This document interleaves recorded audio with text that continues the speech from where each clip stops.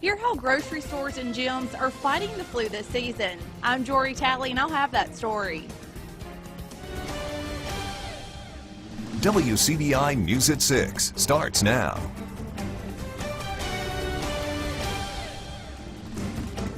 Good evening, everyone, and thanks for joining us. A jury selection begins today in an armed robbery and kidnapping trial in Lowndes County. Travius Gaston is also charged with grand larceny, sexual battery, and possession of a weapon by a felon. He was arrested in February 2015. Columbus police say he robbed a convenience store on Military Road, then took a clerk hostage. The employee was found at a West Point business. Gaston was later found at an apartment complex, also in West Point. Opening arguments are expected to begin tomorrow in Lowndes County Circuit Court. Indictments are handed down for 4 people accused in a Lowndes County bribery case. The case in question, an aggravated assault from back in October. Latoya Gavin, Nick Edwards, and Joanne Smith were given their indictments yesterday. Gavin bribing a witness, Edwards for accepting a bribe, and Smith for intimidating a witness. Bond for the 3 totals at $15,000. A Lowndes County grand jury indicts a man on a child sex crime. Robert Thomas Perkins is charged with sexual battery. Investigators say the alleged victim is under the age of 16. Perkins and the girl met around the time of the reported incident last November. His bond was set at $10,000. A Caledonia woman is indicted for child abuse. The grand jury's decision was made public today. Jennifer Kellum was arrested this past October by Caledonia town marshals and Lowndes County deputies. Law enforcement were called to a South Street home to investigate a report of child abuse. Investigators say Kellum was intoxicated when they arrived last fall. Kellum's bond also set at $10,000. After keeping a watchful eye, Monroe County deputies move in on 3 drug arrests. 19-year-olds Blake Eugene Dozier and Brittany Michelle Reeves and 22-year-old Ricky Dakota Dozier are all facing possession of a controlled substance with intent to sell charges. They were arrested at a home on South Harmony Road. Sheriff Cecil Cantrell says his department has had their eye on the home for several months. Cantrell says more charges could come because small children were at the home. New at 6, Mississippi's capital city is reducing penalties for people who are caught with small amounts of marijuana. The Jackson City Council approved plans to decriminalize possession of 30 grams or less of dope. Jail time will be prohibited and fines reduced to $100. The changes take effect in 1 month. State law allows for up to 3 years in prison and a $3,000 fine for possession of 30 grams or less of marijuana. It is not immediately clear whether Mississippi cities are allowed to set smaller penalties for drug possession.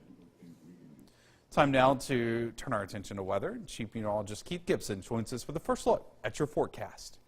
Hey, Joey, I want to start out with a little tour of our SkyCam network. Some clouds in the Columbus area. Let's go over to Vernon, Alabama. You can see a little bit of clearing here. Some spots saw a little sun today. Most spots stayed under the clouds like Tupelo. Right now we are overcast. We've got temperatures in the 50s in most spots. We actually do have a few showers back off to our west and southwest here this evening. And for the most part, those showers will be staying to our southwest as we go throughout the course of the near term. Rain chances are really turned around here for tomorrow. It will be warmer, though. Full forecast in just a few minutes. All right, thanks, Keith. A situation in Lowndes County where a man allegedly fired shots into the ground near a volunteer fireman has some departments thinking about security, with volunteers having no means or training to defend themselves in those situations. What is their next move? WCBI's Parker King joins us live in the studio with some answers. Parker? Joey, specifically for our area, many departments coordinate with local law enforcement to help get the scene under control. If officers or deputies are elsewhere, the only defense firemen have is their common sense, judging situations to see if it's safe to go in alone or wait for others. Volunteer firefighters are an important asset to communities. They're responding in their own vehicles on their own time, a lot of times leaving their paying jobs to go out and try to help the members of the community. Something they aren't trained in is responding to what many think can't happen to a firefighter. gunfire. To my knowledge, there is no training in self-defense for firefighters, and it's sad that that's possibly the world we're heading into. Normally, that training isn't needed. In small communities, law enforcement is there to help get the scene under control. We want to be there for our firefighters in case something like this happens. You know, we have had firefighters assaulted on calls in the county before, you know, physically assaulted by someone for whatever reason. Winston County Fire Coordinator Jody Garrett says his advice for fire personnel is to use their heads. I tell our firemen a lot of times, common sense goes a long way with anything. Something don't look right, something don't feel right. Back up the street, call it in, wait for the fire truck to get there, call law enforcement.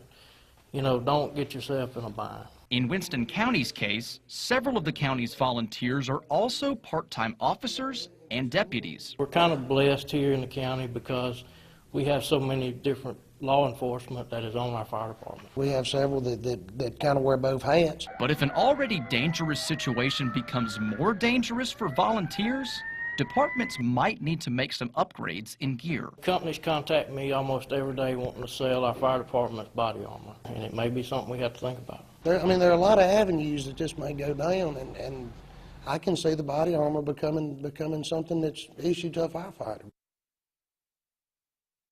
Already, departments like Jackson have protective vests for their firefighters, so Sheriff Pugh could be right. It may not be much longer until the average fire personnel is equipped to handle any situation at the scene. If you haven't had it, you probably know someone who has. The flu has hit North Mississippi and West Alabama pretty hard. We find out what businesses are doing to keep their customers safe when we come back. You're watching WCBI's News at 6 with Joey Barnes. Welcome back, everyone. Centers for Disease Control and Prevention officials say this flu season is one of the worst in a long time. That has some businesses taking extra measures to fight the bug. Our Jory Talley joins us live with more. Jory. That's right, Joey. The flu is still widespread in every state but Hawaii and Oregon, and it's not going away anytime soon. Public places like the gym and the grocery store are doubling up on safety measures to make sure their members and customers don't fall victim to the flu. Wipes filling corners and Germ-X lining tables. That's what you'll find when you walk into the gym and grocery store. They greet customers as they walk into Bowles Marketplace to grab and use on their buggies and hands. We come in contact with a lot of people, encounter a lot of people, with exchanging money, helping them out. So what we like to do, we have our wipes everywhere. We have wipes on the registers all over the place by the meat department. So we just try to delete that or whatever, do what we can to keep it away. Keeping it away is the ultimate goal for businesses during this flu outbreak, especially at gyms where sweat and hand after hand touches workout gear. Fitness Factor owner Beth Jeffers says the gym is just like any other public place. Yes, you are handling weights and that type of thing, but I really feel like if you do the proper precautions of wiping your equipment down, washing your hands when you get done, it's just like going to a store or just being at your job. We're around people, and it's kind of the risk that we take. Workers wipe down equipment several times a day and are doing so even more right now. We do see sometimes people get off the equipment, and a lot of times people are in a hurry. They're not even thinking, and like we don't have signs up around the gym telling you to wipe your equipment down, so I don't think people feel like they have to wipe their equipment down. And, we want to be a full-service gym, and we do a lot of wiping ourselves. Although wiping down machines might not be a part of every member's workout, it is for most members, like Robert White and Wink Wright. People are sneezing, they've got germs on their hands, they come in here, they got on equipment, and most will clean the equipment, wipe down when they finish, so to eradicate as many germs as possible for the next one coming in to work out. I'm sure there's a lot of people that don't think about it, they just go on, but talk to somebody that's had the flu, and maybe if they had wiped down before they had exercised, they may not have gotten the flu. The Fitness Factor has a cleaning system that's in place all year long, but have had to do extra cleanings just because of the flu. Doctors are still recommending everyone to get the flu shot if they haven't this season so far. They're also recommending to keep your hands away from your eyes, nose, and mouth to prevent germs from spreading. Reporting live in Columbus, Jory Talley, WCBI News. All right, thanks a lot, Jory. A lot of good tips there. In other news, an animal-borne illness that has state health officials issuing several warnings. A deer in southwestern Mississippi died of chronic wasting disease. Chronic wasting disease, or CWD, is a disease similar to mad cow disease and is always fatal. In late January, a 4-year-old buck was found dead near the Louisiana border. After testing, Louisiana wildlife officials say the deer tested positive for CWD. The Mississippi Department of Wildlife, Fisheries and Parks has banned feeding deer in several counties. Mississippi is now the 25th state with confirmed accounts of the disease. The state health department recommends not eating a deer that could possibly have CWD. Temperatures right now are in the 50s. We should be fairly stable as we go throughout the overnight hours. As we get into tomorrow, a little bit warmer, mid-60s to around 70. A few scattered showers for our Valentine's Day. The full forecast is next.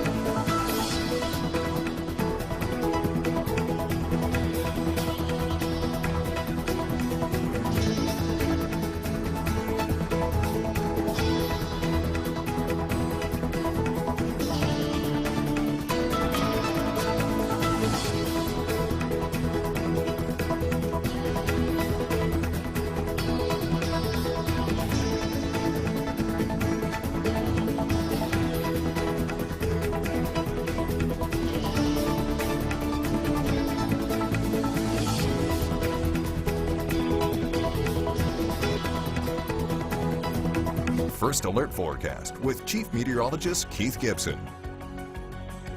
Tomorrow is, of course, Valentine's Day, and we do have a chance for a few showers here. Temperatures will be in the mid to upper 60s. I was at a store at noon today, and it was a madhouse in the floral section. So I can only imagine what it's going to be like later on tonight and tomorrow.